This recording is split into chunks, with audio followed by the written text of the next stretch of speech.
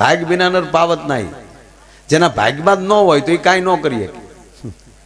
એક ભાઈના દાદા સાહેબ મરણ પથારીએ પડેલા, બાપોય તમને કોઈ નરેડો 90 વર્ષે પોગેલા, પણ બાપાના દાંતે જ એવા ને એવા. ભૂલથી તો આંગળી આવી જાય કટકા કરી નાખેવા, એટલે દૂધે તે આગેલી જ પાતા. રીહનું ઝાડવું. હા, અઠવાડિયે દીવાટો મારી આવે. એટલે કેમ ન જવાય ત્યાં દાંત કાઢવાની? એવા બાપા ને એમાં બરોબર મરણ પથારીએ પડેલા, પણ આખી જિંદગી ગાળું સિવાય બીજું કઈ બોલેલા નહીં, કોઈથી ભગવાનનું નામ લીધેલું નહીં. એના છોકરા ડાયા, દીકરાએ કીધું કે આ બાપા છેલ્લે છેલ્લે જો ભગવાનનું નામ લઈ લે ને તો આપણી પેઢી સુધરે. દીકરા ડાયા. એવું ન માનવું બાપ એવા જ બેટા થાય, ખોટી વાત. આ કોકે લકડ હંધાડ કરેલો. બાપ એવા બેટા કોઈ દી સાહેબ હોય જ નહીં. વડ જેવા ટેટાય ન હોય. અવડો મોટો વડલો નીકળે છે, ઝીણા ઝીણા ફળ હોય. ખોટી વસ્તુ છે. બાપ એવા બેટા હોય તો હણાકસ ની ઘીરે પ્રહલાદ જન્મે. હે ઋષિ વિશ્વસરા એની ઘીરે રાવણ. એટલે બાપ જેવા બેટા ને વડ એવા કઈ એવું કઈ હોય નહીં. જેવા જેના પૂન. હા, જેવું ટેશન એવા મહેમાન ઉતરે.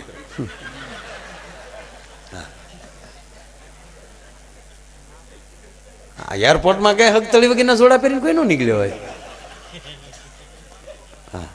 ખરેખર આમ તમે એરપોર્ટ જાઓ તો પ્લેન મોડું પડે ને તો કેવું સરસ બોલતે તો આપણે એમ થાય હજી 2 કલાક મોડું પડે. बॉम्बे जाने वाली फ्लाइट कृपया ध्यान दीजिए, बॉम्बे जाने वाली फ्लाइट कृपया ध्यान. तो આપણે ગલતી જાતે कृपया ध्यान.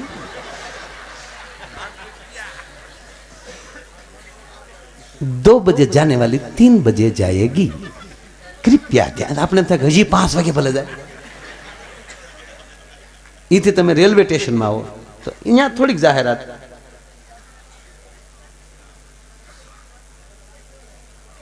सौराष्ट्र एक्सप्रेस प्लेटफॉर्म नंबर 2 पर जाने वाली थी वो 3 पर जाएगी. આપણે થાય ઉતાવળ કરાયો થોડી. એમાં પછી આપણા ઉનાના ડેપોમાં વયા હોય, એસટી ડેપોમાં. ઉના અમદાવાદ સુખાભાઈ, ઉના અમદાવાદ દીવ ઉનાથી આવશે તો જાહે. ડ્રાઈવર નાથાભાઈ કેન્ટિંગ માં લી બહાર આવે.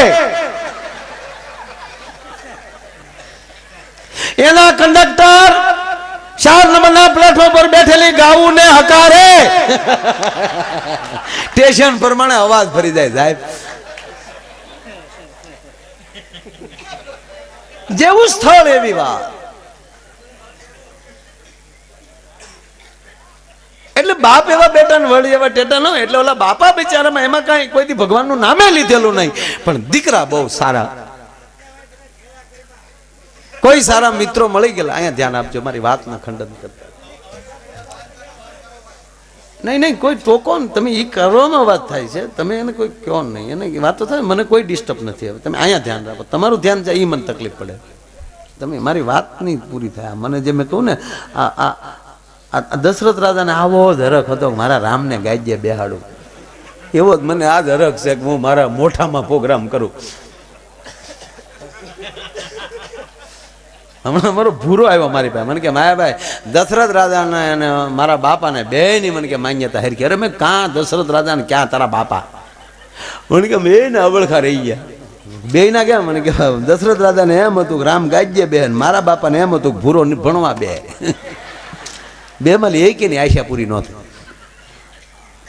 એમ ઓલા છોકરા ડાયા. એટલે છોકરાને એવું થયું કે બાપા જો છેલ્લે રામ રામ બોલી જાય તો બાપાનો જીવ સદગતિએ જાય.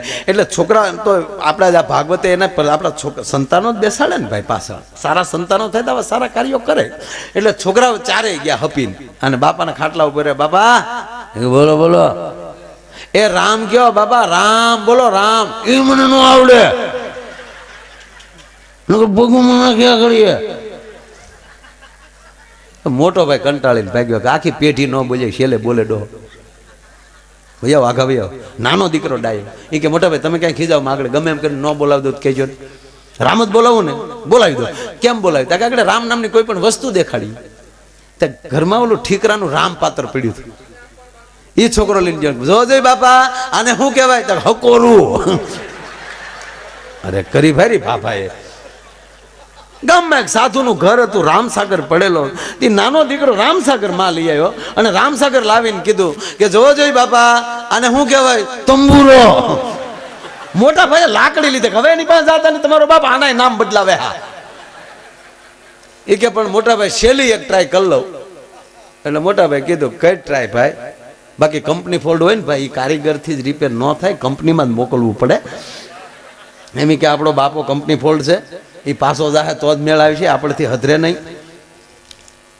એક ટ્રાય મોટા ભાઈ કે કરો વાંધો નહીં. એ શેલી ટ્રાય કરી. એ ટ્રાય એવી કરી કે એનો જે બનેવી હતા ને, એટલે બાપો હતો એના જમાઈ, એ બાપાના દીકરીના ઘરવાળા, એટલે જમાઈ સસરાને બહુ વાલા હોય, કારણ કે દીકરીનો ઘરવાળા એનું નામ રામ. અટક નહીં.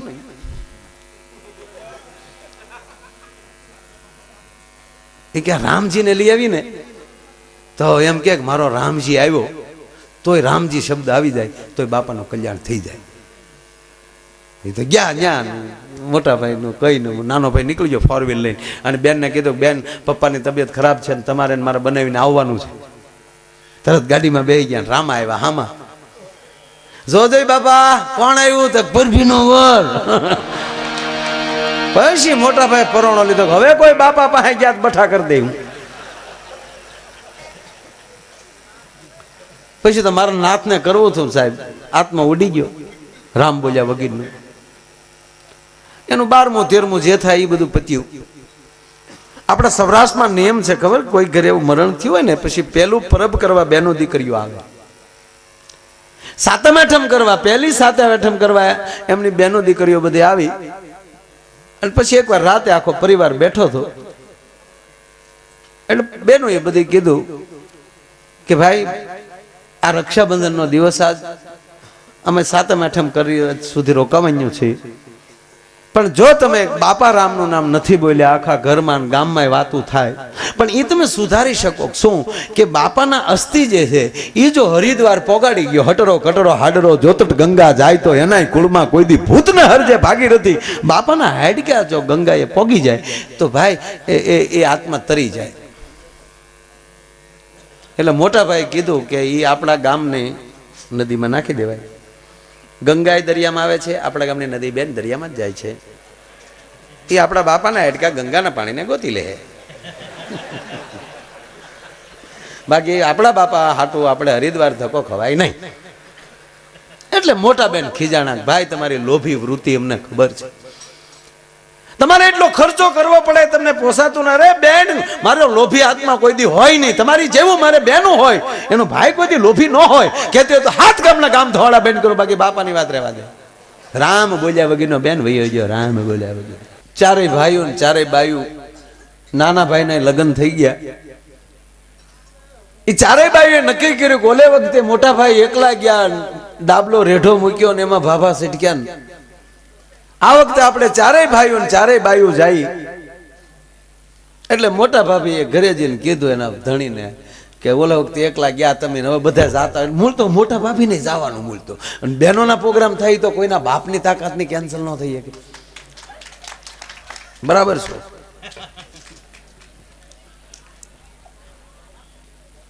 એટલે મોટા ભાઈએ કીધું તો ભાઈ તો હાલો ને, મને શું વાંધો, મને શું ભૂંડ્યું કે એ ચારેય ભાઈઓ ને ચારેય બાઈઓ હરિદ્વાર જવા માટે બાપા તૈયાર. એ તમને કહું, 4 વ્હીલ બાંધી ઇનોવા,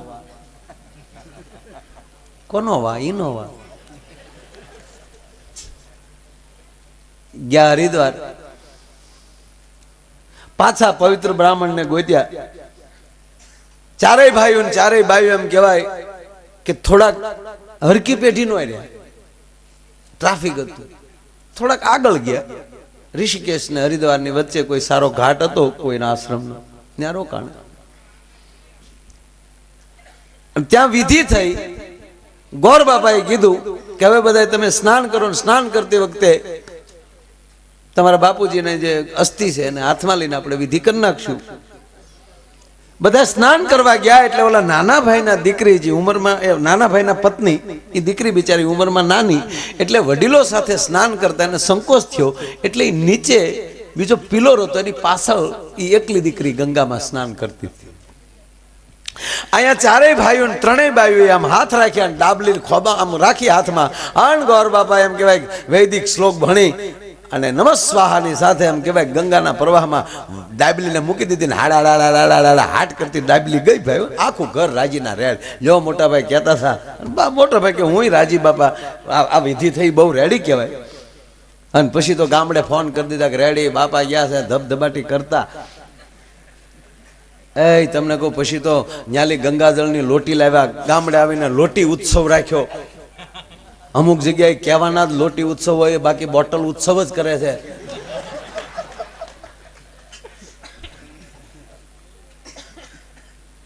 અને ભાઈ લોટી ઉત્સવ, 84 જાતના બ્રાહ્મણોના માં ભોજન, 5 ગામનો ગામ ધવાડો બેન, રાજ્ય માયાયરનો પ્રોગ્રામ, કાંઈ ઘટે નહીં ભાઈ.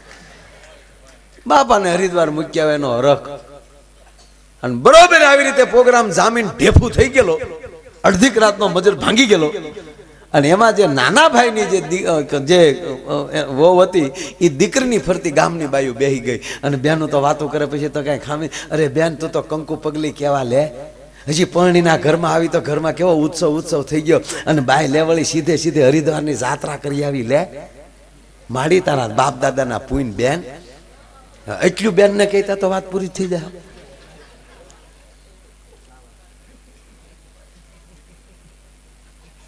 પછી ઓલા બેન પછી ગામની બાઈ કોઈ દી હરિદ્વાર ન ગયું હોય તો કહે ને એ સમયમાં, એ બેન હરિદ્વાર કેવું છે? તા તો ઓલી દીકરી હો, હરિદ્વાર તો હરિદ્વાર છે બેન, હેવન. અને હું કસમથી કહું, મને હરિદ્વાર બહુ ગમે. મને આમ ખાલી કાંઈ ન કરો, ગંગા કાંઠે બેઠા રહ્યો ને સાહેબ તો ઊભું થવાનું મન ન થાય, કારણ કે હરિનો દ્વાર. એમાં બિચારીઓ એ સમયમાં વર્ષો પહેલા પહેલી વાર ગયું હોય. હરિદ્વાર તો હરિદ્વાર બેન, ઈ માં ગંગા તો ગંગા છે, પતિત પાવની છે બેન.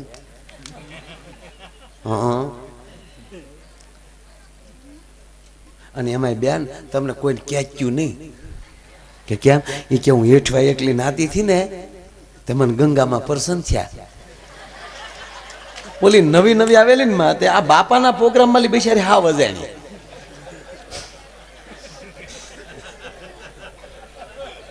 હું એકલી નાતી હતી બેન, તે ગંગામાં મને પ્રસન્ન થયા. મેં નાવા હાટું આમ ખોબો ભર્યો ને, ત્યાં ગંગામાં મને ડાબલી દીધી. મોટા ભાભી સાંભળી ગયા. મોટા ભાભી કીધું શિબલી આમ રૂમાલ તો અમાલ. હા મોટા બેન ની દીકરી થામ રૂમાલ. એ રૂમમાં લઈ ગઈ, બારણું બંધ કર્યું, હાકલ દીધી ને હાણસી ભરાવી દીધી. પછી કીધું કે હું બાઈ બેનો બૈરાવ બેઠા ને હું વાતો કરતી હતી. એ કે લે બેન મને ગંગામાં પ્રસન્ન થયા, હું તમને કહેતા ભૂલી ગઈ. હું પ્રસન્ન થયા શું છું, ગંગામાં તમે નાખ્યું છું, અમને કાંઈ પ્રસન્ન ન થયા, અમને એટલું જ ઠંડુ લાગ્યું. અરે બેન હું એકલી નહોતી હેઠવા નાતી, મારા જેઠ ને બધા હોય ને મારે કાંઈ. પછી બેન તમે તો બધા વર્ષોથી રહ્યો હારે બધા, મને તો શરમ લાગે ને નાની દેતા. કે એ તને જવા જ દીધી. અમે કે ના નથી પાડી તને, તું ગઈ છે એકલી નાવા. તે હું છું? એ કે અમે નાવા હાટું આમ ગંગામાં ખોબો ભર્યો ને, ત્યાં ગંગામાં એ મને ડાબલી દીધી. અરે તારી ભલી થાય, ચાંદીની છે. દેખાડ તો આ રહી, ખોલતો ખોલ્યું તો હાડકાની કરે છે. બાબુ આવ્યો પાછો. મોટા ભાભી કે ખાંડીને દસ્તો લેતી આવે, ખાંડીને આપણે બુકડા મારી જાય. બાકી હવે ઘરના ને કહેતી ને આની વાહે તો લાખોના ખર્ચા ક્યાં. હે કહેવાનો મારો મતલબ તમારી પાસે ભજન હશે તો ગંગા તમારી પાસે આવશે સાહેબ. અને આવો સમર્થ ગુરુ હોય, મને કહેવાય ગયો સમર્થ ગુરુ હોય અને જે પ્રાંતમાં ભાગવત વંચાઈ જાય સાહેબ, એ વિસ્તારના માણસને હા હરિદ્વાર જવાય, ચોક્કસ જાઓ. પણ ધાર્મિક રીતે વૈદિક પુરાવા સાથે કહું કે જે જગ્યાએ આવા ભાગવત વંચાઈ જાય એ વિસ્તારને પછી ગંગાએ ધક્કો નથી થતો, કારણ કે ગંગાને અહીંયા આવવું પડે છે, કારણ કે કથા એ જ ગંગા છે. અને અને એનો પુરાવો હા કઈ રીતે કે ગોકુળની અંદર સાહેબ યમુનાજી હતા, ગંગા નહોતી, પણ છતાં કૃષ્ણ જ્યારે ગોકુળમાં આવ્યા, આ તો તમારા મોઢામાં આવ્યા છે આજે વ્યાસપીઠ ઉપર, તો શું ઘટના ઘટી કે 68 તીરાથ આવી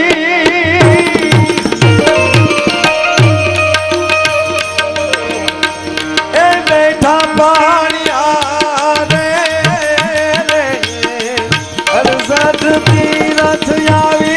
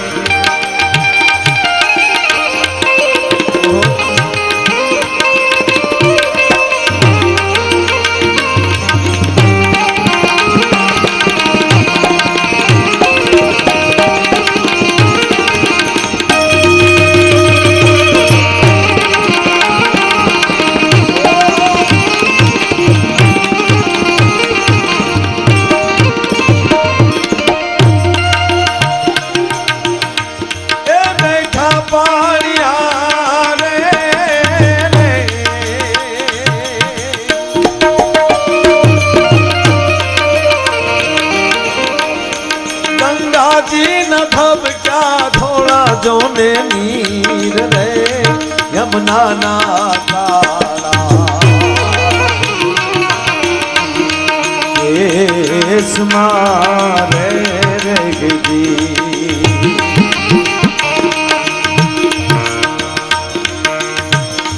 આજ વાગ્યા છે એ બધાયું મેરા જીરો પાવા રે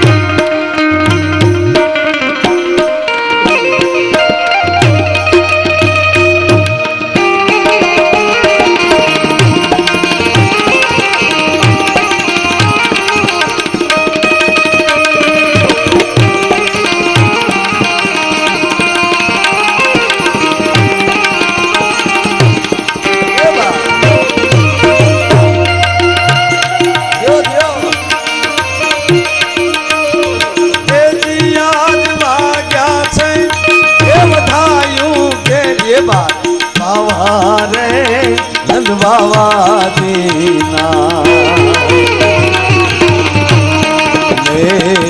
हमारे रे जी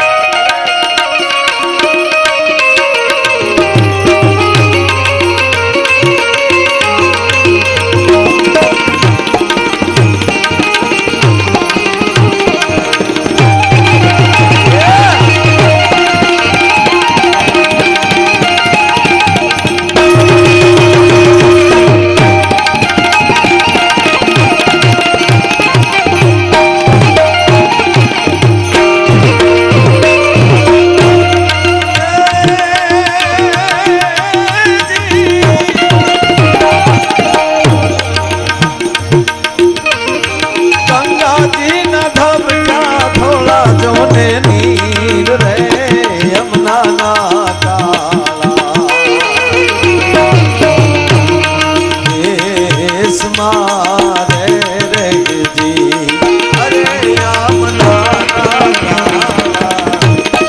કેસ મારે રે જી અરે યમુના